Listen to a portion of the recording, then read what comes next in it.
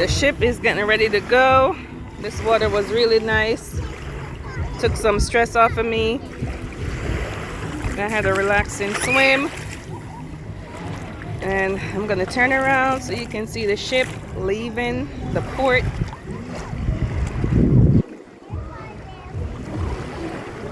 They have all kinds of party boats out here. They have scuba diving. They have the glass bottom boats, but I don't want to go on any of that stuff. The water is super clear.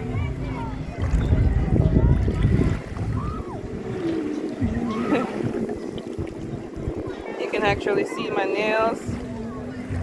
That's how clear this water is. For a fortune. So I'm at Ocherius, and this is called I